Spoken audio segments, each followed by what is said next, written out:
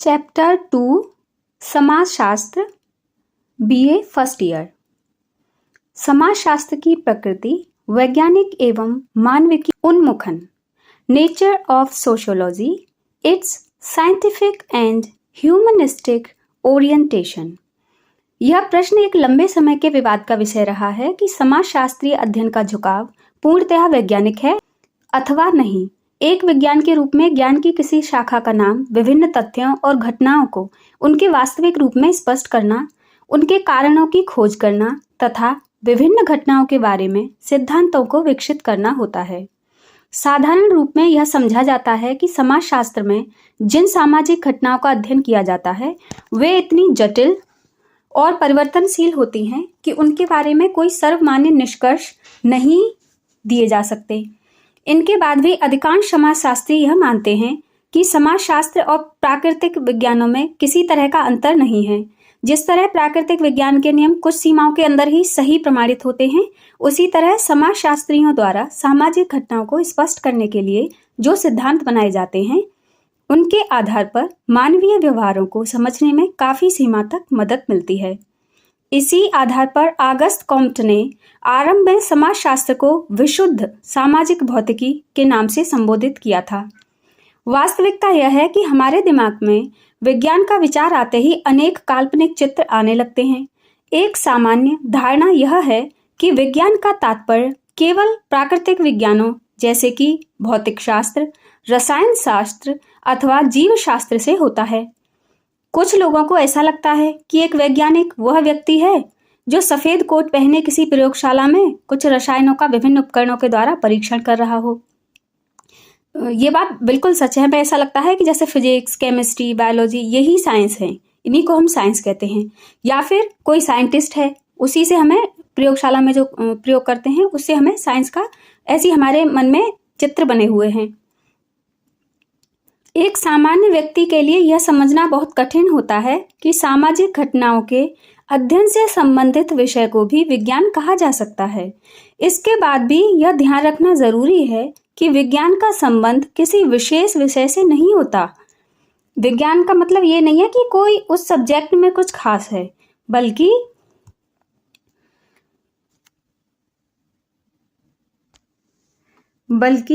विज्ञान स्वयं में एक पद्धति है। मतलब एक पद्धति को विज्ञान कहा जाता है। एक साइंटिफिक परीक्षण को या साइंटिफिक, उसको विज्ञान कहते हैं, साइंटिफिक मेथड को। जिस अध्ययन के द्वारा किसी तथ्य या घटना का पक्षपात रहित, मतलब बिना किसी एक तरफ झुकाव के होकर उसके वास्तविक रूप में अध्ययन किया जाता है, उस अध्ययन को हम वैज्ञानिक अध्ययन कहते हैं। मतलब जो फैक्चुअल बातें होती हैं, जिसमें ये नहीं है कि अपने इमोशंस लगा दी हमने और बिना पक्षपात के होना चाहिए। उसमें ऐसा नहीं है कि हम एक पक्ष का ज्यादा साथ दे रहे हैं, एक का नहीं दे रहे हैं, ऐसा नहीं होना चाहिए। उसी को हम विज्ञान या वैज्ञानिक अध्ययन कहते हैं। एक विज्ञान के रूप में किसी विषय का कार्य उन नियमों को ज्ञात करना होता है जो उससे संबंधित घटनाओं की प्रकृति को स्पष्ट कर सकें। यह सच है कि समाजशास्त्रीय अध्ययन की प्रकृति को अधिकांश समाजशास्त्री विज्ञान की श्रेणी में रखते हैं, लेकिन वर्तमान दशाओं में उनके विचारों में मतभेद हैं। आरंभिक समाजशास्त्री यह मानते थे कि समाजशास्त्र को विज्ञान बनाने के लिए जरूरी है कि इसमें केवल उन्हीं घटनाओं का अध्ययन किया जाए जिनका स्पष्ट रूप से अवलोकन किया जा सकता है तथा जिनके आधार पर सामाजिक सिद्धांतों का निर्माण किया जा सके। इसे इन्होंने विशुद्ध समाजशास्त्र यानी कि प्योर सोशियोलॉजी का नाम दिया। आज भी अधिकांश समाजशास्त्री समाजशास्त्र को एक विशुद्ध विज्ञान के रूप में ही विकसित करने के पक्ष में हैं, लेकिन अब उन समाजशास्त्रियों की संख्या बढ़ती जा रही है जो मानविकी यानी कि ह्यूमनिस्टिक दृष्टिकोण के आधार पर सामाजिक घटनाओं की व्याख्या करने के पक्ष में हैं। मानविकी उन्मुखन अथवा दृष्टिकोण का तात्पर्य सामाजिक घटनाओं को मानवीय परिस्थितियों के संदर्भ में समझना तथा उनका विश्लेषण करना है। रॉबर्ट वीरस्टीज ने सन 1960 में अमेरिकन सोशियोलॉजिकल एसोसिएशन के अध्यक्ष पद से बोलते हुए कहा था कि समाजशास्त्र का स्थान विज्ञान में होने के साथ ही उन कलाओं में भी है जो मनुष्य के मस्तिष्क को अज्ञान से मुक्त करती हैं। इसी तरह सी राइट मिल्स ने समाजशास्त्र को एक ऐसा शिल्प यानी कि क्राफ्ट कहा जिसकी सहायता से मानवीय मूल्यों का संरक्षण किया जा सके। साथ ही उन्होंने इस बात पर चिंता व्यक्त की कि समाजशास्त्री उन सामाजिक संवेदनाओं को भूलते जा रहे हैं जिनके बिना मानवीय व्यवहारों का विश्लेषण नहीं किया जा सकता। हमारे सामाजिक संबंधों और सामाजिक क्रियाओं का कोई भी पक्ष ऐसा नहीं है जो सामाजिक मूल्यों और व्यक्तिगत संवेदनाओं से प्रभावित न होता हो। जिस तरह हम घर के बाहर पड़े हुए कूड़े करकट से उस घर की सामाजिक और सांस्कृतिक जीवन शैली को समझ सकते हैं, उसी तरह मानवीय आधार पर सामाजिक क्रियाओं तथा सामाजिक संरचना के विभिन्न पक्षों को सरलता से समझा जा सकता है। इस तरह समाजशास्त्रीय अध्ययन के आज दो आधार प्रमुख हैं। एक को हम वैज्ञानिक आधार तथा दूसरे को मानविकी आधार कहते हैं। इनकी पारस्परिकता मतलब इनका आपस में क्या संबंध है, पारस्परिकता को समझकर ही समाजशास्त्रीय अध्ययन के वास्तविक उन्मुखन या उन्मेष यानी कि ओरिएंटेशन को समझा जा सकता है। विज्ञान का अर्थ तथा विशेषताएं, meaning and characteristics of science. Martindale का कथन है कि विज्ञान का संबंध वैज्ञानिक पद्धति से है, किसी विशेष अध्ययन वस्तु से नहीं है। विज्ञान के अर्थ को स्पष्ट करते हुए पाइंकर ने लिखा है कि विज्ञान तथ्यों से उसी प्रकार बनता है जिस प्रकार ईंटों से मकान, लेकिन जिस तरह ईंटों के ढेर मात्र को हम मकान नहीं कह सकते, ठीक उसी तरह तथ्यों के संकलन मात्र को ही विज्ञान नहीं कहा जा सकता। इस प्रकार विज्ञान के लिए सही वैज्ञानिक पद्धति का उपयोग होना इसकी सर्वप्रमुख कसौटी है। मतलब किसी भी सब्जेक्ट को या किसी भी चीज को हम वैज्ञानिक तभी कहेंगे जब वो सिस्टमेटिक होनी चाहिए, फैक्चुअल भी होनी चाहिए, ट्रू भी होनी चाहिए और सिस्टमेटिक भी होनी चाहिए। पियर्सन ने भी इस तथ्य को स्पष्ट करते हुए कहा है कि विज्ञान की एकता केवल उसकी पद्धति में है, उसकी विषय सामग्री में नहीं है। मतलब इस बात से कोई फर्क नहीं पड़ता कि हम उसमें पढ़ क्या रहे हैं, लेकिन हम उसको सिस्टेमिक तरीके से पढ़ रहे हैं कि नहीं, इस बात से वैज्ञानिक पद्धति, इस बात से ये डिसाइड होता है कि वो वैज्ञानिक है कि नहीं है। इस प्रकार तथ्यों का वर्गीकरण करना, उन्हें क्रमबद्ध करना तथा उनकी तुलना के आधार पर निष्कर्ष प्रस्तुत करना ही विज्ञान का प्रमुख कार्य है। पहले चीजों को, फैक्ट्स को यानी तथ्यों का वर्गीकरण करो, यानी कि उनको क्लासिफाई करो, फिर उन्हें क्रमबद्ध करो, फिर उन्हें सीरियल्स में रखो, ऐसे कौन पहले आएगा, कौन किसके बाद आएगा, फिर इसके बाद क्या आएगा, फिर उसके बाद क्या आएगा, सबसे लास्ट में क्या आएगा, फिर उसके बाद जो रिजल्ट निकलेगा, ये है विज्ञान का प्रमुख कार्य। ये विज्ञान का सबसे महत्वपूर्ण कार्य है। विज्ञान के उपर्युक्त अर्थ से यह निष्कर्ष निकलता है कि किसी विशेष विषय को ही विज्ञान नहीं कहा जा सकता। विज्ञान का संबंध एक वैज्ञानिक दृष्टिकोण अथवा वैज्ञानिक पद्धति से है, मतलब एक साइंटिफिक पॉइंट ऑफ व्यू होना चाहिए, उससे है। ये बार बार यही बात समझाने की कोशिश कर रहे हैं। यह वह पद्धति है जो पक्षपात रहित होकर तथ्यों का अवलोकन करने पर बल देती है, उन प्रविधियों का उपयोग करता है जिनके द्वारा तथ्यों की परीक्षा की जा सके, प्रत्येक तथ्य को उसके यथार्थ रूप में देखने का प्रयत्न करती है तथा तथ्यों के आधार पर एक सामान्य निष्कर्ष प्रस्तुत करती है। इस प्रकार जिस विषय के अध्ययन में भी वैज्ञानिक दृष्टिकोण को अपनाया जाता है, उसे विज्ञान की श्रेणी में रखा जा सकता है। विज्ञान की इन सभी विशेषताओं को संक्षेप में निम्नांकित रूप से समझा जा सकता है। नंबर 1, वैज्ञानिक पद्धति का प्रयोग। वह विज्ञान का सर्वप्रमुख तत्व है जिसके आधार पर ही किसी विषय को विज्ञान की श्रेणी के अंतर्गत रखा जा सकता है। वैज्ञानिक पद्धति का तात्पर्य एक ऐसी कार्यविधि से है जिसमें पक्षपात रहित होकर तथ्यों का उसी रूप से अध्ययन किया जाता है जैसे कि वे वास्तव में हैं। नंबर 2 है तटस्थ अवलोकन। अवलोकन का अर्थ अध्ययन से संबंधित तथ्यों का सूक्ष्म रूप से निरीक्षण करना है। यह निरीक्षण अध्ययनकर्ता की अपनी भावनाओं, विचारों और पूर्वाग्रहों से बिल्कुल स्वतंत्र रहकर तटस्थ रूप से होना चाहिए। तथ्यों का विश्लेषण तथा वर्गीकरण। विज्ञान की, ये नंबर 3 पढ़ रही हूं मैं, है तथ्यों का विश्लेषण तथा वर्गीकरण। विज्ञान की एक प्रमुख विशेषता प्रत्येक तथ्य का सावधानी से विश्लेषण करके उन्हें समान प्रकृति वाले अनेक वर्गों में इस तरह विभाजित करता है जिससे तथ्यों की अनेक श्रेणियों का निर्माण हो सके।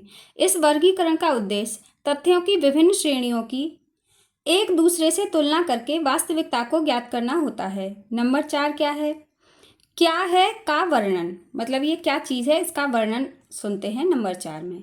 विज्ञान का संबंध केवल वास्तविक तथ्यों की व्याख्या करने से है। यह किसी कल्पना अथवा आदर्श को महत्व नहीं देता। इसका संबंध क्या होना चाहिए से नहीं है, बल्कि यह तथ्यों की विवेचना उनके यथार्थ रूप में करता है। मतलब ये नहीं बताता कि क्या होना चाहिए था या क्या सही रहेगा, ये वो बता रहा है जो कि पहले से हो, जो है यथार्थ रूप में, मतलब जैसा कोई चीज़ है ये वैसा ही बताता है। यह तथ्य चाहे अच्छे हों अथवा बुरे हों, चाहे अच्छी बात हो या बुरी बात हो, ये मैटर नहीं करती, लेकिन जो चीज़ है वो ही बताई जाती है। नंबर 5 है कार्य कारण का संबंध। विज्ञान यह जानने का प्रयत्न करता है कि कोई घटना किस रूप में घटित हुई, किन कारणों से घटित हुई तथा विभिन्न क्षेत्रों पर इस घटना का क्या प्रभाव पड़ा। तात्पर्य यह है कि विज्ञान कारण और प्रभाव के संबंध का व्यवस्थित रूप से अध्ययन करता है। नंबर 6 है सामान्यीकरण। विभिन्न तथ्यों के सहसंबंधों से जो सामान्य निष्कर्ष प्राप्त होते हैं उनके क्रमबद्ध प्रस्तुतिकरण को ही सामान्यीकरण कहा जाता है। सामान्यीकरण को ही दूसरे शब्दों में वैज्ञानिक नियम भी कहा जाता है, जिनके आधार पर भावी घटनाओं का अनुमान लगाया जा सकता है। तथ्यों का वर्गीकरण तथा कार्य कारण का संबंध जितना यथार्थ और स्पष्ट होता है, सामान्यीकरण की प्रक्रिया भी उतनी ही वैज्ञानिक बन जाती है। नंबर 7 है सिद्धांतों की परीक्षा और पुनर्परीक्षा। विज्ञान का संबंध सामान्यीकरण के आधार पर बनाए गए सिद्धांतों की परीक्षा और पुनर्परीक्षा करना भी है। यह कार्य बंद प्रयोगशाला में करना आवश्यक नहीं है, बल्कि इसे समाज के खुले वातावरण में भी किया जा सकता है। मतलब ये ज़रूरी नहीं है कि आप किसी प्रयोगशाला में, किसी लैब में बैठ के ये सारी चीज़ें करो, इसको हम समाज में भी कर सकते हैं। नंबर 8 है भविष्यवाणी की क्षमता। भविष्यवाणी विज्ञान का एक महत्वपूर्ण लक्षण है। इसका आशय यह है कि विज्ञान वह ज्ञान है जो कारण और प्रभाव का सही रूप से विश्लेषण करके भविष्य में घटित होने वाली दशाओं की ओर भी संकेत करता है। इसके बाद भी यह ध्यान रखना आवश्यक है कि परिस्थितियों का पूर्वानुमान करना विज्ञान का केवल एक सहयोगी लक्षण है, अनिवार्य लक्षण नहीं है। अब है विज्ञान के रूप में समाजशास्त्र की प्रकृति। Nature of sociology as a science. यह प्रश्न एक लंबे समय के विवाद का विषय रहा है कि समाजशास्त्र की प्रकृति वैज्ञानिक है अथवा नहीं है। साधारण रूप से यह समझा जाता है कि सामाजिक घटनाओं की जटिलता और परिवर्तनशीलता के कारण समाजशास्त्र की प्रकृति को वैज्ञानिक नहीं कहा जा सकता।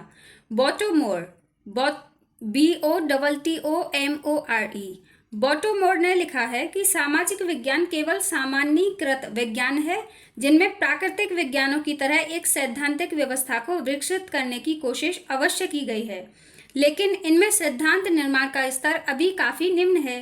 प्राकृतिक विज्ञान में जहां विभिन्न परीक्षणों के द्वारा घटनाओं के कार्यकरण संबंधों का एक स्पष्ट रूप होता है, वहीं समाजशास्त्र से संबंधित अधिकांश अध्ययन घटनाओं के बोध या विवेचना तक ही सीमित होते हैं। वास्तविकता यह है कि विज्ञान का आशय है किसी विशेष विषय से नहीं है, विज्ञान का आशय किसी विशेष विषय से नहीं होता, बल्कि विज्ञान स्वयं में अध्ययन का एक विशेष तरीका है। यही हमने अभी पहले भी ये बार बार इसी बात को समझाने की कोशिश कर रहे हैं कि विज्ञान कोई सब्जेक्ट से रिलेटेड नहीं है। किसी सब्जेक्ट को हम विज्ञान नहीं कहते हैं। उसको किस तरह से पढ़ा जाता है, समझा जाता है, या किस तरह से देखा जाता है, किस तरह से उसका परीक्षण किया जाता है, इस बात से वैज्ञानिक पद्धति से ये डिसाइड होता है कि वो विज्ञान है कि विज्ञान नहीं है। इस दृष्टिकोण से एक विज्ञान के रूप में समाजशास्त्र का मूल्यांकन करने से पहले यह जरूरी है कि विज्ञान के अर्थ को समझा जाए। अब हम ये समझते हैं कि विज्ञान होता क्या है, तभी हम इस बात को समझ सकते हैं। एक विज्ञान के रूप में समाजशास्त्र, सोशियोलॉजी एज अ साइंस देखते हैं। समाजशास्त्रियों में इस बारे में मतभेद हैं कि क्या समाजशास्त्र को एक विशुद्ध विज्ञान के रूप में विकसित किया जा सकता है। बहस का एक मुद्दा यह भी है कि क्या समाजशास्त्र में प्राकृतिक विज्ञानों की तरह सिद्धांतों का निर्माण करना संभव है। एक प्रश्न यह भी है कि क्या समाजशास्त्र को मानवीय मूल्यों से पृथक करके विकसित किया जा सकता है। समाजशास्त्र के विकास से आरंभिक स्तर पर इसे प्राकृतिक विज्ञानों की तरह ही एक विज्ञान का रूप देने का प्रयत्न किया गया।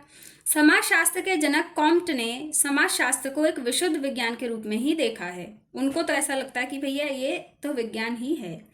इनके बाद दुर्खीम, वेबर, सिमेल तथा अनेक दूसरे समाजशास्त्रियों ने भी इस तरह के सिद्धांतों की रचना करना आरंभ किया, जिससे समाजशास्त्र को एक विज्ञान के रूप में स्थापित किया जा सके। इसके बाद भी सी राइट मिल्स और C.W. मिल्स ने इस बात पर जोर दिया कि समाजशास्त्र को विज्ञान की तुलना में एक कौशल या शिल्प यानी कि क्राफ्ट कहना अधिक उचित है, बजाय साइंस या विज्ञान कहने के इसको हम क्राफ्ट या शिल्प कह सकते हैं। सन 1907 में रॉबर्ट बीरेस्टीड ने अपने अध्यक्षीय भाषण में यह कहा था कि समाजशास्त्र का ही स्थान प्राकृतिक विज्ञानों में नहीं बल्कि उन कलाओं में है जो मानव के मस्तिष्क को स्वतंत्र रूप से काम करने की छूट देता है। इस प्रकार अनेक समाजशास्त्री यह मानने लगे हैं कि प्राकृतिक नियमों की तरह सामाजिक घटनाओं पर आधारित किन्हीं निश्चित नियमों को स्थापित नहीं किया जा सकता। इस बहस के संदर्भ में यह आवश्यक है कि विज्ञान की आधारभूत विशेषताओं को ध्यान में रखते हुए इस बात का मूल्यांकन किया जाए कि समाजशास्त्र को किस सीमा तक एक विज्ञान कहा जा सकता है। नंबर 1 है, पहला मुद्दा यह है कि क्या समाजशास्त्र वैज्ञानिक अध्ययन पद्धतियों पर आधारित है।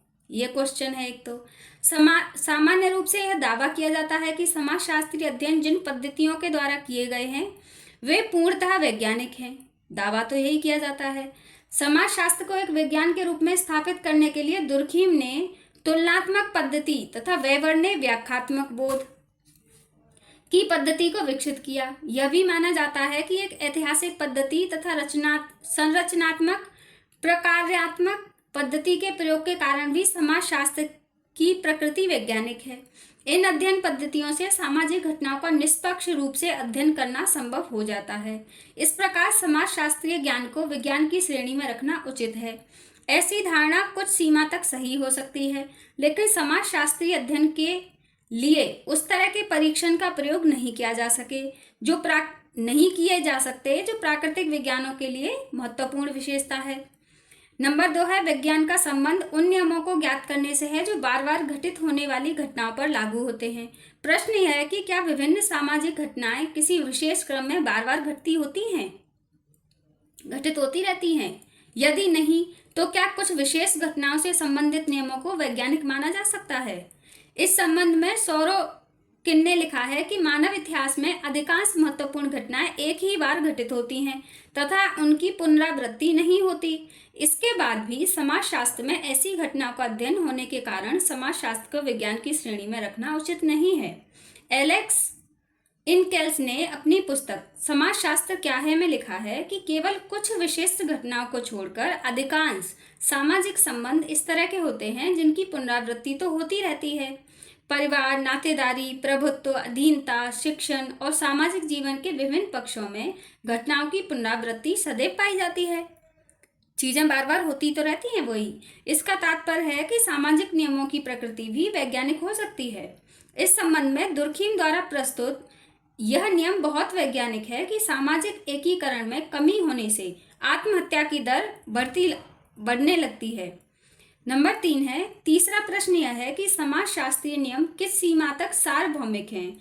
इस संबंध में अब तक का एक सामान्य अनुभव यह है कि जिस तरह प्राकृतिक विज्ञानों के अधिकांश नियम जैसे कि आकर्षण, विकिरण तथा घनत्व का नियम सभी स्थानों पर समान रूप से लागू होते हैं, वैसी सार्वभौमिकता समाजशास्त्र से संबंधित नियमों में देखने को नहीं मिलती है। उदाहरण के लिए किसी विशेष समूह का अध्ययन करके यह नियम दिया जा सकता है कि लोगों के व्यवहार अपने आर्थिक हितों से प्रभावित होते हैं। इसके बाद भी किसी दूसरे अध्ययनकर्ता का निष्कर्ष यह हो सकता है कि समूह के व्यवहार अपने धर्म से अधिक प्रभावित होते हैं, बजाय उनके पास कितना धन है इस बात से, वो किस धर्म से है इस बात पर डिपेंड करता है। कुछ दूसरे लोग शिक्षा या आयु को, व्यवहार को प्रभावित करते हैं, सबसे महत्वपूर्ण कारक के रूप में स्थापित कर सकते हैं। प्रोफेसर रॉबिन विलियम्स ने अमेरिकन सोशियोलॉजिकल एसोसिएशन में दिए गए अपने भाषण में स्पष्ट किया कि अतीत में हम जिन महत्वपूर्ण परिकल्पनाओं को प्रमाणित कर चुके थे, आज हम उनसे बहुत सी परिकल्पनाओं को मानने के लिए तैयार नहीं हैं। पहले हमें लगता था कि ऐसा होना चाहिए था, लेकिन ऐसा नहीं है, अब हम उनको नहीं मानना चाहते। तात्पर्य यह है कि समाजशास्त्र के नियमों को भी सार्वभौमिक कहना संदेहपूर्ण है। मतलब हम इसको सार्वभौमिक नहीं कह सकते कि ये हमेशा सही होगा, ऐसा नहीं कह सकते। नंबर 4, विज्ञान का एक अन्य प्रमुख आधार आनुभाविक अध्ययनों के द्वारा सिद्धांतों का निर्माण करना है। नए अध्ययनों से जो जानकारियां मिलती हैं उनका सिद्धांत में समावेश होता है तथा सिद्धांतों की सहायता से एक दूसरे में जुड़े हुए तथ्यों को समझना संभव हो जाता है।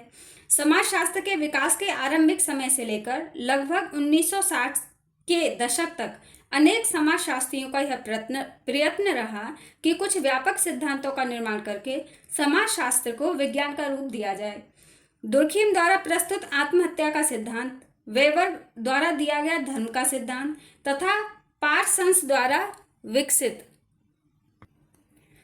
सामाजिक व्यवस्था का सिद्धांत इनके कुछ प्रमुख उदाहरण हैं। सी राइट मिल्स का कथन है कि समाजशास्त्र जिन सामाजिक घटनाओं के अध्ययन से संबंधित है उनके आनुभाविक अध्ययन और सिद्धांत निर्माण के बीच कोई व्यवहारिक संबंध नहीं है। इस दशा में समाजशास्त्र को सही अर्थों में एक विज्ञान मान सकना बहुत कठिन है। नंबर 5, एलेक्स इंकेल्स ने मर्टन का हवाला देते हुए लिखा है कि किसी भी वैज्ञानिक अध्ययन के लिए अवधारणाएं उपयोगी उपकरण हैं। उदाहरण के लिए ऐसा माना जाता है कि दुर्खीम, मार्क्स, वेबर, सिमेल तथा पार्सन्स आदि ने अनेक ऐसी अवधारणाएं दी जिनके संदर्भ में समाजशास्त्र को एक विज्ञान का दर्जा देना गलत नहीं है। अब ये अलग अलग तथ्य दिए हुए हैं, कोई कुछ बता रहे हैं, कोई कुछ बता रहे हैं। तो कुछ लोगों के तथ्य हैं उनसे सिद्ध होता है कि ये वैज्ञानिक है, कुछ किसी से सिद्ध होता है कि ये वैज्ञानिक नहीं है। तो इसलिए बहुत सारे मतभेद हैं।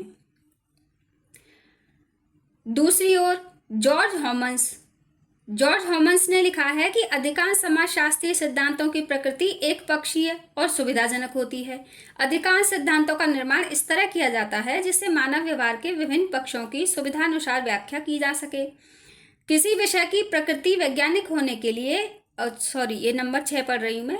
किसी विषय की प्रकृति वैज्ञानिक होने के लिए यह आवश्यक है कि सामान्यीकरण दिए जाएं। सामान्यीकरण की सहायता से विभिन्न सामाजिक घटनाओं के यह संबंध को समझना संभव हो पाता है।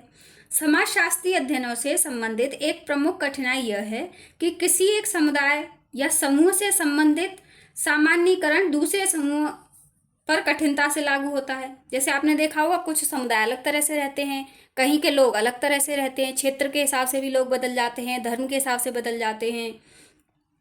तो अब वो कह रहे हैं कि एक पे तो वहाँ की सामान्य सी बात है कि वहाँ पे इस तरह से होता है, लेकिन जब हम दूसरे लोगों पर लागू करते हैं तो वो तो बहुत कठिन हो जाता है। वहाँ के लोग तो ऐसे करते ही नहीं है। जैसे कुछ लोग सुबह जल्दी जगते हैं, कहीं क्षेत्र के लोग, कहीं पे ऐसा है कि कोई भी फसलें उगाई जाती हैं तो उनके फिर त्योहार भी उसी तरह से मनाए जाते हैं, उनका रंग रूप, उनके जो पहनावा वगैरह है वो भी अलग अलग होता है। तो ये वाली बात कह रहे हैं कि हम एक दूसरे पर तो उनको नहीं लगा सकते। मर्टन ने इस संबंध में लिखा है कि हॉलवॉच ने यह सामान्यीकरण दिया है कि श्रमिक वर्ग में भोजन पर किया जाने वाला प्रति व्यक्ति व्यय दफ्तर में काम करने वाले उसी आर्थिक स्तर के कर्मचारी की तुलना में अधिक होता है। यह निष्कर्ष इतना एक पक्षीय है कि इससे घटनाओं के वास्तविक सहसंबंधों को नहीं समझा जा सकता। अब हॉलवॉच क्या कह रहे हैं कि जो किसान है उसका ज़्यादा खर्चा किस पे होता है, खाने पीने पे होता है, जबकि जो दफ्तर जाने वाले लोग हैं उनका नहीं होता है। अब ये कोई बात थोड़ी ही है, उन्होंने कहीं किसी एक परिवार में या कहीं थोड़े बहुत समूह में देख लिया होगा ऐसा होगा, लेकिन ये तो बहुत एक पक्षीय बात हो गई ना। ये कोई सार्वभौमिक बात थोड़ी हुई, सब पर लागू थोड़ी होगा, यूनिवर्सल ट्रुथ थोड़ी ही है ये। तात्पर्य यह है कि समाजशास्त्रीय अध्ययनों से संबंधित सामान्य निष्कर्षों का कोई सार्वभौमिक रूप नहीं होता। तो सही बात तो यही है कि एक नियम हम पूरे समाज पर नहीं लगा सकते। वास्तविकता यह है कि एक विज्ञान के रूप में समाजशास्त्र के पक्ष और विपक्ष में बहुत से तर्क दिए जा सकते हैं, लेकिन यह अध्ययन रखना जरूरी है कि विज्ञान का मुख्य संबंध एक व्यवस्थित या वैज्ञानिक पद्धति के द्वारा किसी विषय से संबंधित वास्तविकता को ज्ञात करना है। इस दृष्टिकोण से समाजशास्त्र की प्रकृति को विज्ञान मानने में कोई आपत्ति नहीं हो सकती। वो ये कह रहे हैं कि चाहे इसके अंतर्गत कुछ भी आता हो, लेकिन हम इसको जब पढ़ते हैं, जब इसका अध्ययन करते हैं तो हम बहुत ही सिस्टमेटिक तरीके से करते हैं, इसलिए हम इसको विज्ञान कह रहे हैं, चाहे हम इसके अंतर्गत कुछ भी पढ़ें। वो ये कह रहे हैं। इस दृष्टिकोण से, हाँ चलो ये तो हमने पढ़ ही लिया था। जहाँ तक नियमों की खोज, सिद्धांतों के निर्माण और पूर्वानुमान की क्षमता का प्रश्न है, समाजशास्त्र को प्राकृतिक विज्ञान की तरह एक विशुद्ध विज्ञान नहीं माना जा सकता। वो कह रहे हैं जैसे और नेचुरल साइंस हैं, जैसे कि आपकी बायोलॉजी है तो इसमें हम जीव जंतुओं का, पेड़ पौधों का अध्ययन करते हैं। केमिस्ट्री है, इसमें हम एलिमेंट्स का अध्ययन करते हैं। फिजिक्स है, इसमें हम बहुत सारे नियमों का और चीज़ों की, नेचर का, गुणों का, इनका अध्ययन करते हैं। तो ये कह रहे हैं कि इस तरह हम इसको हम उस कैटेगरी में नहीं रख सकते, प्राकृतिक विज्ञान वाली कैटेगरी में नहीं रख सकते, और ना ही हम इसको विशुद्ध विज्ञान यानी कि प्योर साइंस नहीं मान सकते। प्रयोगात्मक पद्धति का प्रयोग कभी भी विज्ञान की जरूरी शर्त नहीं है। अब लेकिन बात क्या है, वो कह रहे हैं कि प्रयोग करना कोई जरूरी थोड़ा ही है कि हर चीज का लेबोरेटरी में ही प्रयोग होना चाहिए। उदाहरण के लिए न्यूटन, गैलीलियो तथा मार्कोनी ने अपने विख्यात वैज्ञानिक सिद्धांतों का प्रतिपादन बंद प्रयोगशाला में नहीं किया था। वो कह रहे हैं कि इस हिसाब से तो न्यूटन ने जो लॉज की खोज की थी, या गैलीलियो ने जो की थी, मार्को ने, जितनी इन लोगों ने जितनी भी खोज की है, जितने भी अपने डिस्कवरी की है, नए नए सिद्धांत दिए हैं, तो वो तो किसी प्रयोगशाला में नहीं किए, वो तो उनके अपने मन के विचार थे, उनका ऑब्जर्वेशन था। भविष्यवाणी की क्षमता का भी विज्ञान से कोई प्रत्यक्ष संबंध नहीं है, और ये लोग जो भविष्यवाणी करते हैं इसका भी विज्ञान से कोई संबंध नहीं है। वास्तव में प्राकृतिक और सामाजिक सभी विज्ञानों से संबंधित नियम कुछ विशेष मान्यताओं से बंधे रहते हैं। कोई भी प्राकृतिक विज्ञान पूरी तरह निश्चित भविष्यवाणी नहीं कर सकता। मुख्य बात यह है, वो कह रहे हैं कि इस तरह से तो कोई विज्ञान भी सही से भविष्यवाणी नहीं कर सकता कि फ्यूचर में ऐसा ही होगा, तो आप समाजशास्त्र को इसमें से क्यों निकाल रहे हैं। मुख्य बात यह है कि समाजशास्त्र में ऐसी व्यवहारिक पद्धतियां और प्रविधियों का विकास हो रहा है जिनकी सहायता से सामाजिक घटना को आर्थिक यथार्थ रूप में समझना, अधिक यथार्थ रूप में समझना संभव होता जा रहा है। वो कह रहे हैं कि हमारे पास भी ऐसी पद्धतियां हम डेवलप कर रहे हैं कि हम भी बता सकते हैं कि आगे क्या होने वाला है या कौन सी प्रणाली आगे सही से काम करेगी। इस रूप में निश्चय ही समाजशास्त्र की प्रकृति को वैज्ञानिक कहा जा सकता है, और इसलिए हम समाजशास्त्र को भी वैज्ञानिक कह सकते हैं। वीरस्टीड द्वारा प्रस्तुत निष्कर्ष, कंक्लूजन बाय वीरस्टेड्स। रॉबर्ट वीरस्टीस ने अपनी पुस्तक द सोशल ऑर्डर में एक विज्ञान के रूप में समाजशास्त्र की सीमाओं का उल्लेख करते हुए अनेक निष्कर्ष दिए। इनके द्वारा उन्होंने यह स्पष्ट किया कि इन्हीं सीमाओं के आधार पर समाजशास्त्र की वैज्ञानिक प्रकृति को समझा जा सकता है। वीरस्टीड के अनुसार समाजशास्त्र की प्रकृति संबंधी प्रमुख निष्कर्ष अग्र प्रकार हैं। नंबर 1, समाजशास्त्र एक सामाजिक विज्ञान है, न कि एक प्राकृतिक विज्ञान। वो कह रहे हैं ये बात तो सही है कि समाजशास्त्र क्या है, एक सामाजिक विज्ञान है, वो नेचुरल साइंस नहीं है। जैसा कि स्पष्ट किया जा चुका है कि समाजशास्त्र सामाजिक घटनाओं तथा सामाजिक संबंधों का अध्ययन करना है। इस विज्ञान का प्राकृतिक अथवा भौतिक घटनाओं के अध्ययन से कोई संबंध नहीं है। यही कारण है कि एक विज्ञान के रूप में समाजशास्त्र की प्रकृति भौतिक विज्ञानों की प्रकृति से भिन्न है। नंबर 2, समाजशास्त्र एक वास्तविक विज्ञान है, आदर्शात्मक विज्ञान नहीं है। समाजशास्त्र में केवल क्या है का अध्ययन किया जाता है, क्या होना चाहिए से इसका कोई संबंध नहीं है। इसका तात्पर्य यह है कि समाजशास्त्र के अंतर्गत सामाजिक घटनाओं का केवल उनके वास्तविक रूप में अध्ययन किया जाता है, चाहे वे घटनाएं अच्छी हों अथवा बुरी। इसका तात्पर्य वास्तविक तथ्यों के आधार पर पक्षपात रहित होकर निष्कर्ष प्रस्तुत करना है। यह स्वयं को उचित, अनुचित अथवा भले बुरे भ्रांति में नहीं डालता है। आदर्शात्मक विज्ञान सामान्यतः भविष्य की आदर्श नीतियों से संबंधित होते हैं, समाज की वास्तविक दशाओं से नहीं। स्पष्ट है कि समाजशास्त्र को केवल एक वास्तविक विज्ञान ही कहा जा सकता है। नंबर 3 है, समाजशास्त्र एक विशुद्ध विज्ञान है, व्यवहारिक विज्ञान नहीं। एक विशुद्ध विज्ञान के रूप में समाजशास्त्र का कार्य सामाजिक घटनाओं के वास्तविक ज्ञान के आधार पर सिद्धांतों का प्रतिपादन करना है। इस ज्ञान को उपयोग में लाना समाजशास्त्र का कार्य नहीं है। उदाहरण के लिए भौतिक शास्त्र एक विशुद्ध विज्ञान है, जबकि इंजीनियरिंग इसकी व्यवहारिक शाखा है जो भौतिक के सिद्धांत का व्यवहारिक रूप से उपयोग करती है।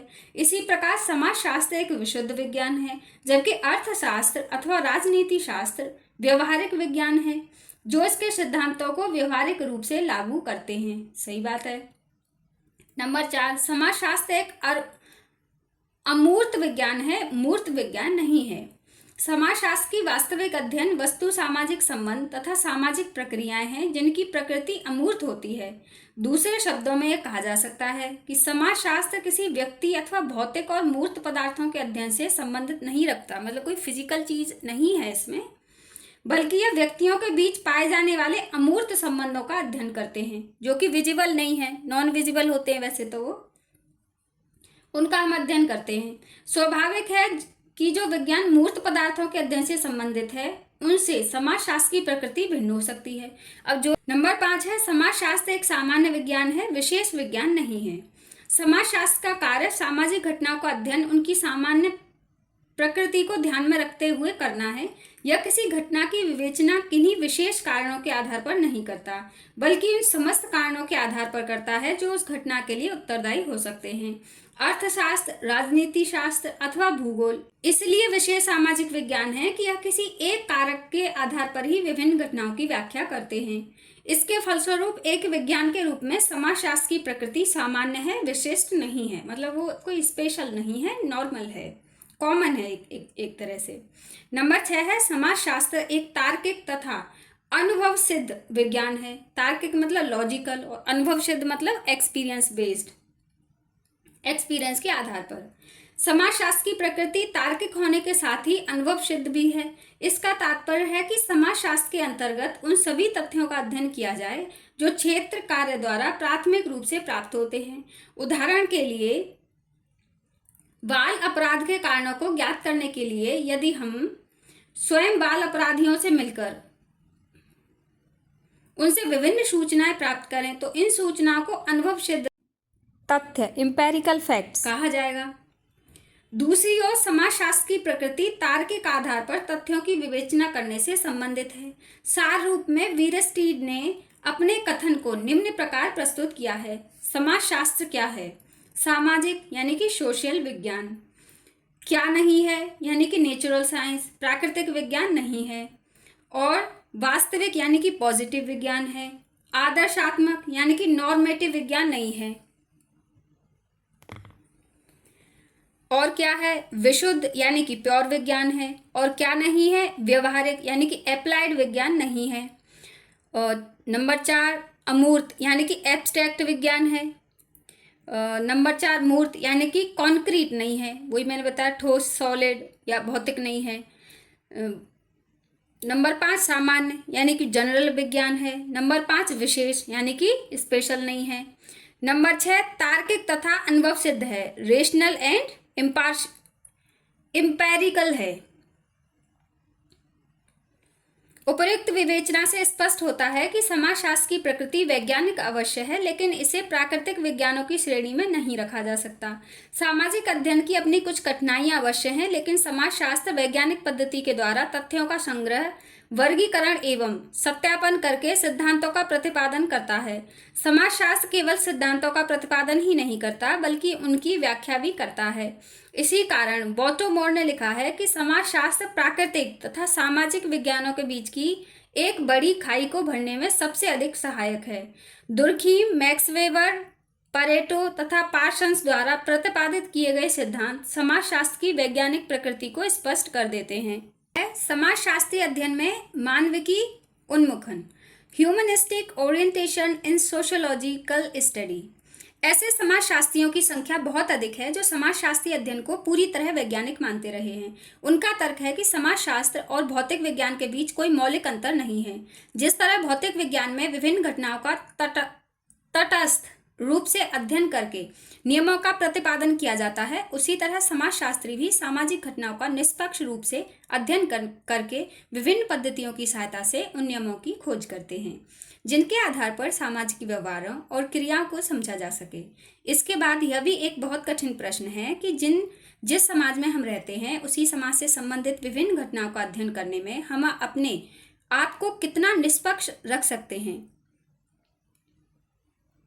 हमारी मान्यताएं, पारस्परिक संबंध, विश्वास, सामाजिक मूल्य और आकांक्षाएं काफी सीमा तक हमारे अध्ययन को प्रभावित कर सकती हैं। प्राकृतिक विज्ञानों से संबंधित अध्ययन में यह समस्या नहीं आती, क्योंकि उनके अध्ययन की सामग्री या तो जड़ पदार्थ होते हैं तथा उनके द्वारा ऐसे तथ्यों का अध्ययन किया जाता है जिनके अपने कोई सांस्कृतिक मूल्य नहीं होते। मानव एक सांस्कृतिक प्राणी है। उसके व्यवहार और पारस्परिक संबंध कुछ ऐसे मूल्यों और संवेगों से प्रभावित होते हैं जिन्हें वैज्ञानिक आधार पर समझना बहुत कठिन है। उदाहरण के लिए, यदि हम एक व्यक्ति से ये कहें कि तुम्हारी प्रेमिका के शरीर में तमाम गंदे पदार्थ भरे हुए हैं तथा उसकी सुंदरता और जीवन नाशवान है, मतलब वो खत्म हो जाएगा एक दिन, तो भी वह उससे प्रेम करना नहीं छोड़ेगा। इसका अर्थ है कि वैज्ञानिक सत्य हमेशा हमारी क्रियाओं और संबंधों को प्रभावित नहीं करते।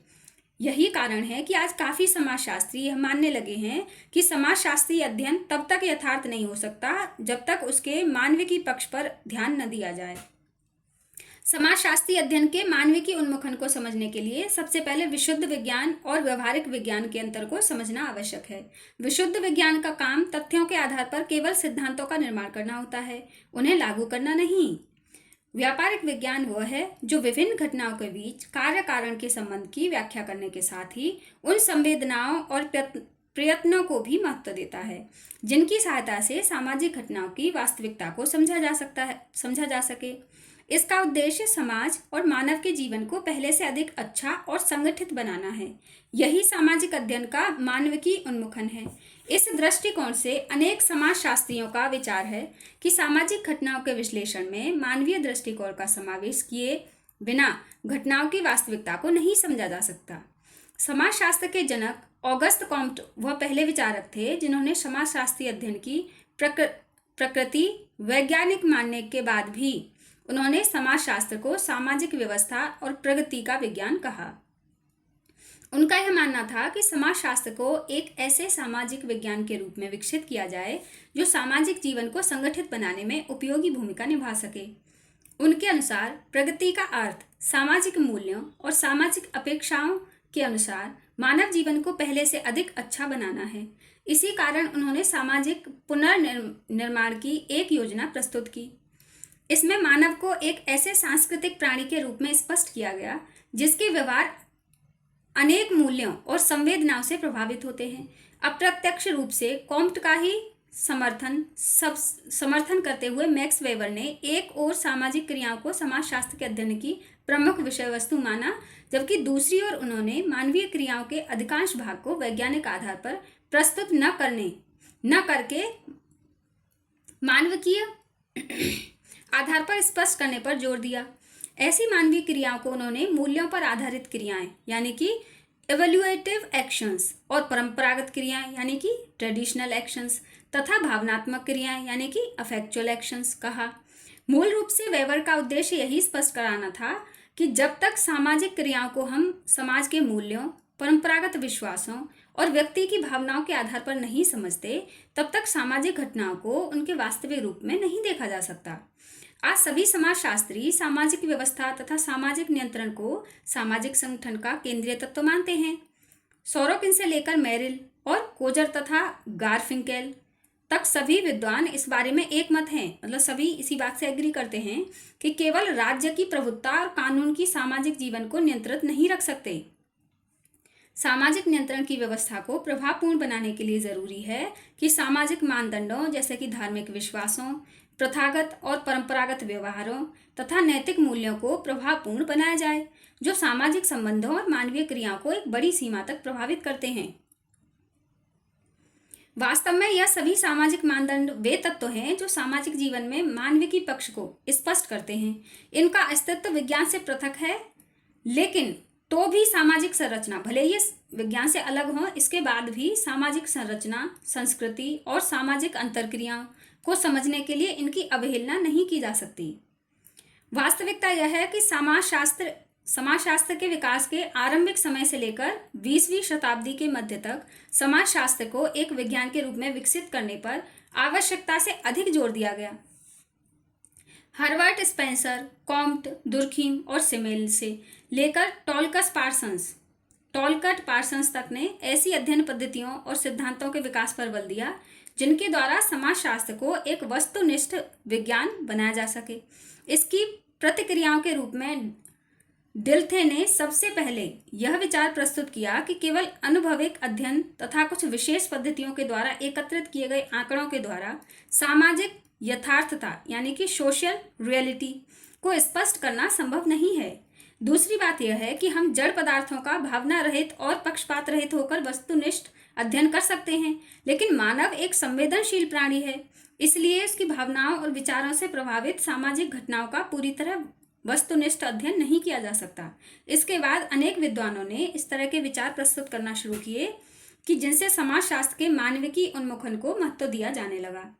इनमें गॉरफिंकेल, जोबर्ग, ग्लास तथा स्ट्रॉड, एडमंड हर्सल, अल्फ्रेड शूज, गॉफमैन तथा एल्विन गोल्डनर आदि प्रमुख हैं। उपरोक्त विद्वानों के अनुसार समाजशास्त्रीय अध्ययन के मानविकी उन्मेष का तात्पर्य सामाजिक घटनाओं का इस तरह अध्ययन करना है जिससे जटिल और परिवर्तनशील मानवीय संबंधों और विभिन्न प्रकार के व्यवहारों को उनकी पृष्ठभूमि एवं कुछ विशेष अर्थों के संदर्भ में समझा जा सके। इस प्रकार यह अध्ययन पूरी तरह वस्तुपरकता पर जोर न देकर अध्ययन की विषयपरकता यानी सब्जेक्टिविटी को भी महत्वपूर्ण मानते हैं। इनके अनुसार समाजशास्त्रियों का मुख्य दायित्व तो आज के बदलते हुए समाज में दिन प्रतिदिन की समस्याओं, मुद्दों और घटनाओं को इस तरह समझना है जिससे समाज के छोटे और कमजोर वर्गों के अध्ययन में हमारी रुचि बढ़ सके। मानविकी उन्मेष से प्रभावित विद्वान समाजशास्त्रीय अध्ययन के लिए नैतिक तटस्थता को उतना महत्वपूर्ण नहीं मानते जितना कि उसे वैज्ञानिक उन्मेष से संबंधित लेखकों ने आवश्यक मान लिया है। मानविकी उन्मुखन की मुख्य विशेषताएं। Main characteristics of humanistic orientation. Number 1, मानविकी उन्मुखन वैज्ञानिक उन्मुखन के विपरीत है। इसके अंतर्गत वस्तुपरक यानी कि ऑब्जेक्टिव अध्ययन के साथ विषयपरक यानी कि सब्जेक्टिव अध्ययन को भी महत्वपूर्ण माना गया है। इसके अनुसार अनुभाविक अध्ययनों पर आधारित तथ्यों का या आंकड़ों के द्वारा सामाजिक वास्तविकता को नहीं समझा जा सकता। जैसे कहीं पर हमने सर्वे किया कि वहाँ पे परिवारों में इतने लोग होते हैं, वहाँ पर संयुक्त परिवार रहते हैं, वहाँ के लोग ऐसे करते हैं, ऐसा खाते हैं, इतना खर्चा करते हैं, ऐसे कपड़े पहनते हैं, लेकिन जैसे ही हम दूसरी जगह जाएंगे वो कुछ अलग करने लगते हैं। तो वो कह रहे हैं कि कहीं पर या किन्हीं आंकड़ों पर भी जैसे जब हम सर्वे भी करते हैं तो हम सही सही तथ्यों का इतना पता नहीं लगा पाते हैं। तो वो ये कह रहे हैं कि उनके आधार पर भी हम कुछ साफ साफ नहीं कह सकते। उसका मतलब सामाजिक वास्तविकता नहीं है। जैसे हमने यूट्यूब पर कुछ देख लिया, जैसे लोग व्लॉग्स बनाते हैं, वीडियोस बनाते हैं, तो हम उन्हें देख के ये नहीं कह सकते कि सारे लोग ऐसे ही होते हैं या उनकी सोच ऐसे ही होती है, लोग तो ऐसे बोलते हैं, लोग ऐसे खाते हैं, ऐसे चलते हैं, ऐसे करते, ऐसा नहीं होता है जी। तो ये कह रहे हैं वो कि इससे हम सामाजिक वास्तविकता का पता नहीं लगा सकते। नंबर 2, मानविकी उन्मुखन दिन प्रतिदिन के जीवन से संबंधित छोटी छोटी घटनाओं तथा मानवीय व्यवहार के उन पक्षों के अध्ययन पर जोर देता है जो समाज के शोषित और कमजोर वर्ग के जीवन से संबंधित होते हैं। तो वो कह रहे हैं किसी समाज का रियल स्ट्रक्चर वो होता है जो वहाँ के शोषित यानी जो पीड़ित लोग हैं, जिनका कि दूसरे लोगों द्वारा शोषण किया जा रहा है। नंबर 3, इसके अनुसार समाजशास्त्रीय अध्ययन से संबंधित नैतिक तटस्थता की अवधारणा स्वयं में एक भ्रांति है। इसका कारण यह है कि सामाजिक अध्ययनकर्ता केवल साक्षात्कार पर आधारित कुछ सूचनाओं के आधार पर वैज्ञानिक निष्कर्ष नहीं दे सकता। जैसे आपने देखा होगा कि आप जैसे प्राइमरी स्कूल वगैरह में पढ़ाई वढ़ाई नहीं होती थी तो वहाँ पे क्या चेक करने के लिए दूसरे लोग डीएम वगैरह ऐसे आते थे दौरा करने के लिए, लेकिन उनको पता चल जाती थी पहले से ही, तो वो क्या करते थे उस समय बच्चों को बड़ा साफ सुथरा करके बिठा देते थे, ब्लैक बोर्ड पर कुछ लिख देते थे, उनको कुछ बातें रटा देते थे। तो ये अब जो डीएम है वो गया है जो उसके लिए इंस्पेक्शन के लिए, तो उसको तो ऐसा लगा कि अरे वाह यहाँ तो बहुत अच्छी व्यवस्था है, जबकि वो रियलिटी नहीं है। ये वो कहना चाह रहे हैं। समाजशास्त्रीय अध्ययन तभी उपयोगी और वास्तविकता के निकट हो सकते हैं जब एक अध्ययनकर्ता प्राप्त तथ्यों अथवा सूचनाओं की पृष्ठभूमि और उनकी वास्तविकता का मूल्यांकन स्वयं अपने विवेक के आधार पर करके कोई निष्कर्ष प्रस्तुत करे। नंबर 4, मानविकी उन्मुखन का यह मानना है कि कोई भी सामाजिक तथ्य प्राकृतिक घटनाओं की तरह स्थिर नहीं होता है। इस दिशा में उन सिद्धांतों तथा नियमों को उपयोगी नहीं माना जा सकता जिन्हें वैज्ञानिक उन्मुखन के अंतर्गत बृहत और सार्वभौमिक सिद्धांत कहा जा सकता है। तो कह रहे हैं कि समाजशास्त्र में या सामाजिक जब हम उसका संबंधों का जो हम विश्लेषण करते हैं या फिर हम तथ्य इकट्ठे करते हैं तो इतने सार्वभौमिक नहीं होते कि जैसे सूरज पूरब से निकलता है, ऐसी हवाएं चलती हैं, ऐसे बादल होते हैं। इस तरह से हम नहीं पता कर सकते। नंबर 5, इस उन्मुखन में व्यक्तियों के विभिन्न व्यवहारों को उस अर्थ के संदर्भ में समझने पर अधिक बल दिया जाता है जो एक अर्थ विशेष व्यवहार करने वाले व्यक्ति द्वारा स्वयं लगाया जाता है। इसी दशा को वेबर ने व्याख्यात्मक बोध यानी इंटरप्रिटेटिव अंडरस्टैंडिंग का नाम दिया है। नंबर 6, अध्ययन के इस उपागम में सहभागी अवलोकन, वैयक्तिक जीवन के अध्ययन, व्यक्तिगत डायरियों तथा आत्मकथाओं आदि के आधार पर अध्ययन करने पर अधिक बल दिया जाता है, क्योंकि उसमें लोग ज्यादातर सही सही बात लिखते हैं। एल्विन गोल्डनर का यहाँ तक कथन है कि जिन वैज्ञानिक पद्धतियों के नाम पर हम क्षेत्र कार्य से प्राप्त तथ्यों के आधार पर तटस्थ रहकर वैज्ञानिक निष्कर्ष देने की बात करते हैं, वो स्वयं में एक अवैज्ञानिक विचार है। वास्तव में अवलोकन पर आधारित निष्कर्ष वास्तविकता से कहीं अधिक निकट होते हैं। नंबर 7 है, समाजशास्त्रीय अध्ययन का मानविकी उन्मुखन विभिन्न सामाजिक घटनाओं के एक ऐसे विश्लेषण से संबंधित है जिसके द्वारा यह स्पष्ट हो सके कि किन परिवर्तनों के द्वारा मानव की गरिमा यानी कि डिग्निटी, रचनात्मकता यानी कि क्रिएटिविटी तथा स्वाधीनता यानी कि इंडिपेंडेंस को बनाए रखते हुए सामाजिक जीवन का विकास किया जा सकता है। नंबर 8, मानविकी उन्मुखन वह दृष्टिकोण है जो समाज की जगह व्यक्ति के अध्ययन को अधिक महत्व देता है। यह दृष्टिकोण इस मान्यता पर आधारित है कि व्यक्ति ही तो समाज का निर्माण करता है, अतः विभिन्न व्यक्तियों द्वारा जिन अर्थों और उद्देश्यों के आधार पर विभिन्न क्रियाएं की जाती हैं, उन्हीं के संदर्भ में सामाजिक संबंधों की व्यवस्था को समझना संभव है। नंबर 9 है, मानविकी उन्मुखन के अंतर्गत सामाजिक वास्तविकता का संबंध केवल कुछ बड़े बड़े सिद्धांतों को प्रस्तुत करने से नहीं है। इसकी मान्यता है कि कोई ज्ञान अथवा अध्ययन तभी उपयोगी है जब उसका व्यवहारिक उपयोग किया जाए। अब पढ़ते हैं मानविकी उन्मुखन से संबंधित प्रमुख उपागम, major approaches related to humanistic orientation. अब यह माना जाने लगा है कि सभी समाजशास्त्रीय अध्ययनों की प्रकृति प्राकृतिक अध्ययनों की तरह वैज्ञानिक नहीं हो सकती। सामाजिक घटनाओं का मानविकी परिप्रेक्ष्य वैज्ञानिक परिप्रेक्ष्य के समान ही महत्वपूर्ण है। इस दशा में सामाजिक घटनाओं के अध्ययन के लिए जो विभिन्न उपागम विकसित हुए, उनमें 4 उपागम अधिक महत्वपूर्ण हैं। इन्हें हम लोक जीवन पद्धति अथवा नृजाति पद्धति शास्त्र, प्रघटना शास्त्र, प्रतीकात्मक अंतरक्रियावाद तथा आमूल परिवर्तनवाद कहते हैं। संक्षेप में इनकी प्रकृति को निम्नलिखित रूप से समझा जा सकता है। हम इनको थोड़ा डिटेल में पढ़ते हैं। लोक जीवन पद्धति, एथनोमेथडोलॉजी लोक जीवन पद्धति अध्ययन का एक विशेष तरीका है। इसके द्वारा यह समझने का प्रयत्न किया जाता है कि विभिन्न लोग अपने चारों ओर से घटनाओं को किस दृष्टि से देखते हैं, उसके बारे में किस तरह से सोचते विचारते हैं और एक विशेष अर्थ लगाते हैं। इसके लिए व्यक्तियों द्वारा दिन प्रतिदिन के जीवन में जिन तरीकों का उपयोग किया जाता है, अध्ययन के उसी तरीके को लोक जीवन पद्धति कहा जाता है। अध्ययन के इस उपागम के लिए एथनोमेथोडोलॉजी शब्द का प्रयोग सबसे पहले अमेरिकी होना चाहिए, गलत लिख दिया है, अमेरिकी विद्वान हेरोल्ड गारफिंकेल ने किया। उन्होंने स्पष्ट किया कि इस लोक जीवन पद्धति का संबंध अध्ययन के उस तरीके से है जिसके द्वारा विभिन्न लोग सामान्य ज्ञान पर आधारित अपने स्वयं के विवेक के द्वारा विभिन्न क्रियाओं और व्यवहारों को एक विशेष अर्थ देते हैं। यह उपागम क्योंकि लोक जीवन या एक सांस्कृतिक समूह के रूप में जनसाधारण के जीवन से संबंधित है, इसलिए इसे लोक जीवन पद्धति कहा जाता है।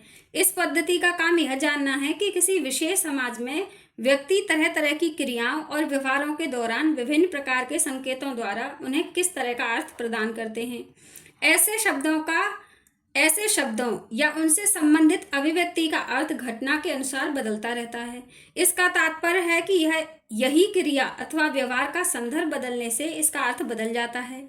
इस पद्धति की मान्यता यह है कि समाजशास्त्रीय अध्ययनों का काम उन नियमों की खोज करना है जिनके द्वारा हम एक विशेष सामाजिक व्यवस्था में व्यक्तियों के द्वारा किए जाने वाले व्यवहारों का अर्थ समझ सकें। दूसरे शब्दों में, इस पद्धति का काम उस सामान्य ज्ञान की खोज करना है जिसके द्वारा व्यक्ति अपनी दिन प्रतिदिन की क्रियाओं का एक विशेष अर्थ निकालते हैं। वास्तविकता यह है कि लोक जीवन पद्धति के द्वारा पहले की तरह ये नहीं माना जाता कि हमारे सभी सामाजिक संबंध एक विशेष संरचना से बंधे हुए होते हैं। इसके विपरीत गारफिंकेल ने इस पुराने दृष्टिकोण से हटकर इस बात पर जोर दिया है कि समाजशास्त्र में व्यक्ति के दैनिक जीवन से संबंधित उन व्यवहारों और मानवीय घटनाओं का अध्ययन करना आवश्यक है जिन्हें कुछ समय पहले तक भावनात्मक समझकर छोड़ दिया जाता था। वर्तमान में एंथोनी गिडेंस ने अपनी पुस्तक द कॉन्स्टिट्यूशन ऑफ सोसाइटी 1984 में ये शायद जब लिखी गई होगी बुक, तो उसका ईयर दिया हुआ है 1984 में लोक जीवन पद्धति को बहुत व्यवस्थित ढंग से प्रस्तुत करने का काम किया। इस प्रकार यह उपागम एक तरह से समाजशास्त्र के वैज्ञानिक उन्मेष को अधिक महत्वपूर्ण न मानकर मानविकी उन्मेष को अधिक महत्व देता है, अधिक महत्वपूर्ण मानता है। नंबर 2 है प्रघटना शास्त्र, यानी कि फिनोमिनोलॉजी। ऐसे हम बोलते हैं जनरल फिनोमिना, तो फिनोमिनोलॉजी। प्रघटना शास्त्र अध्ययन की वह विधि है जिसके द्वारा किसी घटना के बारे में व्यक्ति के उन वास्तविक अनुभवों को जानने का प्रयत्न किया जाता है जो तरह तरह के पूर्वाग्रहों और मान्यताओं से प्रभावित न हो। दूसरे शब्दों में समाज में विभिन्न घटनाएं जिस वास्तविक रूप में घटित होती हैं उनके बारे में कर्ता के अपने अनुभवों और ज्ञान की जानकारी को ही हम प्रघटना शास्त्र कहते हैं। इसका तात्पर्य है कि अध्ययन का यही तरीका विभिन्न घटनाओं की प्रकृति तथा अध्ययनकर्ता को परस्पर संबंधित न मानकर उन्हें एक दूसरे से अलग अलग मानता है। समाज में एक ही घटना को विभिन्न लोग अपने अपने नजरिए से देखते हैं। इससे किसी घटना के वास्तविक रूप को समझना कठिन हो जाता है। इस आधार पर प्रघटना शास्त्र यह मानता है कि जो कुछ हमें ऊपर से दिखाई देता है उसका वास्तव में सत्य या यथार्थ होना आवश्यक नहीं होता। इसका कारण यह है कि अक्सर वास्तविकता पर पूर्व धारणाओं का आवरण पड़ा होता है। इस दशा में घटना की सत्यता को तभी समझा जा सकता है जब हम यह समझने का प्रयत्न करें कि कोई विशेष घटना किस प्रकार घटित हुई है। अध्ययन का यह उपागम इस बात पर बल देता है कि व्यक्ति के कुछ अनुभव संयुक्त यानी कि शेयर्ड एक्सपीरियंसेस होते हैं जिनमें अन्य व्यक्तियों के विचारों और कल्पनाओं का भी समावेश होता है। दूसरी ओर उसके कुछ अनुभव विशिष्ट यानी कि यूनिक एक्सपीरियंसेस होते हैं जो दूसरे सभी लोगों से अलग होते हैं। इस दशा में उस उपागम के अनुसार एक सामाजिक प्रघटना का अध्ययन उस रूप में किया जाना चाहिए जिनकी एक विशेष परिस्थिति या संरचना में एक विशेष पहचान हो। इसे किसी विशेष परीक्षण के द्वारा नहीं समझा जा सकता। घटनाओं के बारे में मानव मस्तिष्क किस तरह काम करता है तथा विभिन्न घटनाओं के बारे में वह किस तरह के तर्कों का सृजन करता है, इस तथ्य को एक उदाहरण द्वारा समझा जा सकता है। नाटक में प्रत्येक पात्र को उसी तरह अभिनय करना पड़ता है जो भूमिका पहले से निर्धारित होती है। दूसरी ओर खेल के मैदान में एक टीम का प्रत्येक खिलाड़ी अपने अपने स्थान पर रहते हुए परिस्थितियों के अनुसार एक विशेष ढंग से सोचने और खेलने के लिए स्वतंत्र होता है। पहली दशा संरचनात्मक उपागम तथा वैज्ञानिक उन्मेष से संबंधित है, जबकि दूसरी दशा प्रघटनावादी उपागम से संबंधित है जिसमें परिस्थिति के अनुसार व्यक्तियों के व्यवहारों में होने वाले परिवर्तन का अध्ययन किया जाता है। अध्ययन के इस उपागम को एक व्यवस्थित विधि के रूप में विकसित करने का काम जर्मन दार्शनिक एडमंड हर्शल तथा उनके शिष्य अल्फ्रेड शूट्स ने किया है। नंबर 3 है प्रतीकात्मक अंतरक्रियावाद, सिंबॉलिक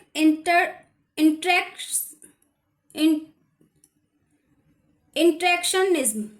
आज समाजशास्त्र में प्रतीकात्मक अंतरक्रियावाद यानी कि सिंबॉलिक इंटरेक्शनिज्म के अध्ययन को विशेष महत्व दिया जाने लगा है। प्रतीकात्मक अंतरक्रियावाद की मौलिक मान्यता यह है कि मनुष्य की अधिकांश क्रियाएं पूरी तरह से प्रत्यक्ष और स्पष्ट नहीं होती हैं। व्यक्ति अपने विचारों और क्रियाओं को कुछ विशेष प्रतीकों के द्वारा अभिव्यक्त करता है तथा व्यक्ति की परिस्थितियों के संदर्भ में ही उन क्रियाओं के सही अर्थ को समझा जा सकता है। उदाहरण के लिए हमारे बारे में दूसरे लोग जैसा सोचते हैं और अनुभव करते हैं, उन्हीं के अनुसार हमारी क्रियाएं और सामाजिक संबंधों का रूप निर्धारित करते हैं। कूले और मीड ने इसी बात को अपने संपूर्ण समाजशास्त्रीय विश्लेषण का आधार माना है। परेटो ने भी इस बात पर जोर दिया है कि सभी युगों और सभी समाजों में मनुष्य द्वारा जो क्रियाएं की जाती रही हैं उनमें से अधिकांश क्रियाओं का आधार तर्क न होकर कुछ मानवीय संवेदनाएं होती हैं। ह्यूमन सेंसिटिविटी होती है कि किसको क्या चीज़ कैसी लगती है। इस अर्थ में यह क्रियाएं अतार्किक यानी कि इलॉजिकल हो जाती हैं, लेकिन फिर भी यही क्रियाएं मानवीय व्यवहारों को अधिक प्रभावित करती हैं। इससे भी स्पष्ट हो जाता है कि समाजशास्त्रीय अध्ययन में वैज्ञानिक आधार के साथ मानविकी आधार को भी महत्व देना आवश्यक है। नंबर 4 है आमूल परिवर्तनवाद, रेडिकलिज्म। यूरोप में बढ़ती हुई प्रौद्योगिकी के अभाव से सामाजिक संरचना प्रौद्योगिकी के प्रभाव से सामाजिक संरचना तथा सामाजिक समस्याओं का जो नया रूप सामने आया, उसी के फलस्वरूप अध्ययन के इस उपागम का उदय हुआ। हॉर्टन, ड्यूच तथा मैकडोनेल ने इस उपागम को रेडिकल सोशियोलॉजी कहा। वही एल्विन गोल्डनर ने अपनी प्रसिद्ध पुस्तक the coming crisis of western sociology में इस उपागम की रिफ्लेक्सिव सोशियोलॉजी अथवा प्रतिवर्ती समाज रिफ्लेक्सिव यानी कि प्रतिवर्ती समाजशास्त्र का नाम दिया है। इस उपागम के अनुसार समाजशास्त्र का मुख्य कार्य समाज के कमजोर, शोषित और अधिकार विहीन, मतलब जिनके पास कोई राइट्स नहीं होते बेचारे, उन लोगों के बारे में वर्गों के अध्ययन पर ध्यान केंद्रित करके उनकी स्थिति में सुधार लाना है। रेडिकल समाजशास्त्री इस बात पर बल देते हैं कि संरचनात्मक प्रकार्यात्मक परिप्रेक्ष्य यह मानकर चलता है कि सामाजिक संरचना की सभी इकाइयों के अपने निर्धारित प्रकार्य होते हैं तथा इन्हें बनाए रखने से ही सामाजिक जीवन संगठित रहता है। अप्रत्यक्ष रूप से ही यह यथास्थिति का समर्थन करता है। समाजशास्त्रीय अध्ययन से संबंधित परंपरागत प्रत्यक्षवादी पद्धति से प्राप्त निष्कर्षों का पूरी तरह तटस्थ होना जरूरी नहीं है। वास्तव में आज की बदलती हुई दशाओं में समाज की संरचना में परिवर्तन लाकर ही एक ऐसे समाज का निर्माण किया जा सकता है सभी तरह के शोषण और भेदभाव से मुक्त हो। इसका तात्पर्य यह है कि आमूल परिवर्तनवादी उपागम की जड़ें संघर्ष सिद्धांत से संबंधित हैं। जिन समाजों में सांस्कृतिक तथा राजनीतिक आधार पर विभिन्न समूहों के बीच भेदभाव करने का लंबे समय से प्रचलन रहा है, उसमें आमूल परिवर्तनवादी उपागम के द्वारा ही मानवतावादी व्यवस्थाओं को मजबूत किया जा सकता है। उपर्युक्त विवेचना का तात्पर्य यह नहीं है कि समाजशास्त्रीय अध्ययन को वैज्ञानिक न माना जाए अथवा समाजशास्त्र को एक विज्ञान के रूप में विकसित करने के प्रयत्न न किए जाएं। यह पहले ही स्पष्ट किया जा चुका है कि विज्ञान का संबंध घटनाओं का निष्पक्ष रूप से अध्ययन करके ऐसे सामान्य निष्कर्ष प्रस्तुत करना है जिससे वर्तमान के आधार पर भविष्य की घटनाओं का अनुमान लगाया जा सके। समाजशास्त्र की अध्ययन वस्तु स्वयं मनुष्य, उसकी सामाजिक क्रियाएं तथा मनुष्य द्वारा बनाई गई संस्कृति और उस पर आधारित सामाजिक संरचना है। इन सभी में मानवीय तत्वों का समावेश है। दूसरी बात यह है कि मानविकी दृष्टिकोण भी स्वयं में एक वैज्ञानिक उपागम है। इसके अंतर्गत हम मानव, उसकी परिस्थितियों तथा दृष्टिकोण का अध्ययन मनमाने रूप से न करके आनुभविक और निष्पक्ष रूप से करते हैं। विज्ञान स्वयं अनुभविक और तार्किक होता है। इस आधार पर मानविकी दृष्टिकोण के आधार पर किए जाने वाले अध्ययन को भी अवैज्ञानिक नहीं कहा जा सकता। इससे स्पष्ट होता है कि समाजशास्त्रीय अध्ययन में वैज्ञानिक और मानविकी पक्ष का मिश्रण होने से ही समाजशास्त्र को अधिक उपयोगी और व्यवहारिक विज्ञान बनाया जा सकता है। तो ये चैप्टर खत्म हो गया है। अब हम नेक्स्ट चैप्टर पढ़ेंगे, भारत में समाजशास्त्र का इतिहास, प्रादुर्भाव एवं विकास। इससे पहले आप पहला चैप्टर ज़रूर देख लेना। पहला है समाजशास्त्र का अर्थ, उसके 4 पार्ट्स हैं। एक्चुअली ये बड़े बड़े चैप्टर हैं तो मैंने पार्ट्स में बनाए हुए हैं, तो आप देख लेना, आपको प्लेलिस्ट में मिल जाएंगी। इसकी प्लेलिस्ट है सोशियोलॉजी।